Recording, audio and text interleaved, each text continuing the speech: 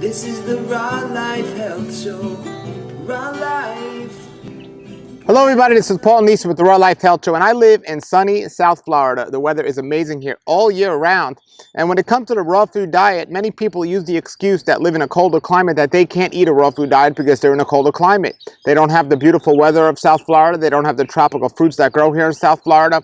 And they use that, as I say, as an excuse not to consider eating more raw foods in their diet. And I call it an excuse because I lived in New York City, pretty much cold environment, for many years before I moved down to Florida, and I was doing a raw vegan diet there with no problem.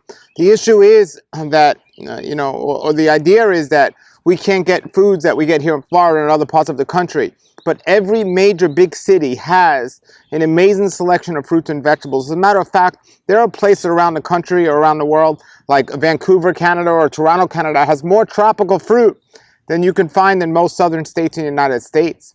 And but because of the laws, they allow certain foods to be flown in and into that country, which they're not allowed in the United States. And in most markets in the United States, health food stores, they might cost a little bit more, but you can still get a whole bunch of tropical fruits and vegetables. But you don't need to eat a raw food diet or have tropical fruits and vegetables to eat a raw food diet. You don't need that. And the majority of our diet should be vegetables to begin with. And that's a big problem because a lot of people on a raw food diet or just any diet tend to eat more fruit than vegetables.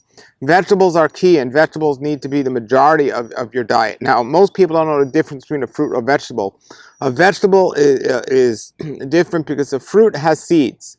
So if it has seeds, it's a fruit. So even things like watermelon, we know watermelon's a fruit, but things like cucumber, we look at that commonly as a vegetable, but that's actually a fruit. It's a melon.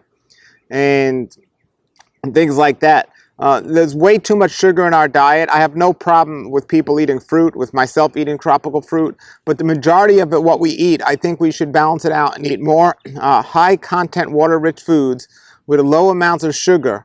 Zucchini and cucumber are two wonderful examples of fruits that have a low amount of sugar.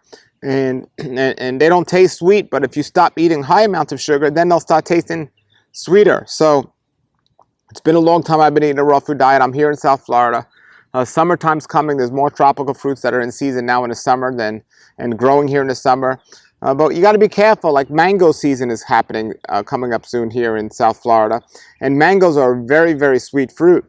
And I remember in New York when I would get mangoes, I would eat way too many. And I would actually get sick. I would get like a sugar rush if I ate too many mangoes, and I would eat too many mangoes. But down here in sunny Florida, during mango season, I have to control myself because they're just so amazing. And they're just everywhere, hanging off the trees. So self-control is involved. But again, the reason why I wanted to make this video is to let people know, don't let living in a northern climate or a cooler climate stop you from eating a diet with the majority of your food being raw, ripe, fresh, organic fruits and vegetables. Now, with the nuts, you got to be careful because there are a lot of people that, when it's colder out especially, they tend to eat more nuts and seeds. And that's a big problem with the raw food diet in general, is people eat too many nuts and seeds. And it was a while ago I just decided, look, if we were in nature, we wouldn't be able to eat a pound of almonds or a pound of cashews. It would take us a long time to get that nut.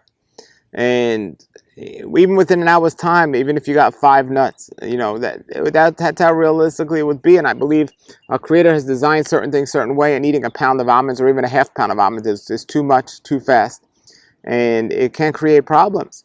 So, there are other nuts that you can eat that fast, like walnuts. You could break open real easily. Pistachios can be broken open real easily.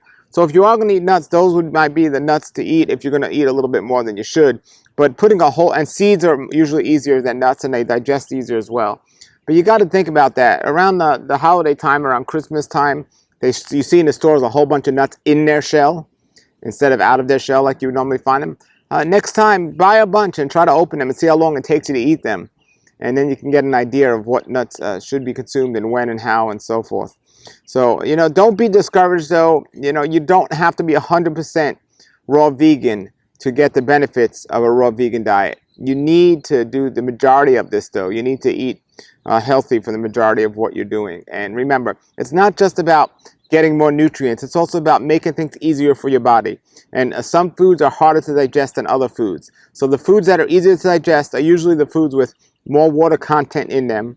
and they digest easier. But the best thing to do is chew your food really well to help that digestive process. So I'll be giving more tips. You can check out my channel for more tips. Go to my website, Real Life Health Show. I do Q&As, so put your questions below the video. Thanks for checking it out. Until then, have a great day, everybody, and a great raw life. Nature's wealth, good for your health. This is the Raw Life Health Show. Raw Life, brighten up your life.